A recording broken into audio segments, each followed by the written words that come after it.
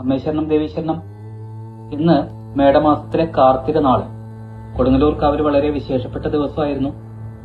അമ്മയുടെ ചാന്താട്ടം കഴിഞ്ഞ് വടക്കോട്ട് ദർശനമായിട്ടിരിക്കുന്ന ദാരു വിഗ്രഹത്തിന് കേടുപാടുകൾ സംഭവിക്കാതിരിക്കുന്നതിന് വേണ്ടിയിട്ട് വർഷത്തിലൊരിക്കൽ നടത്തുന്ന ഒരു ചടങ്ങാണ് ചാന്താട്ടം എന്ന് പറയുന്നത്.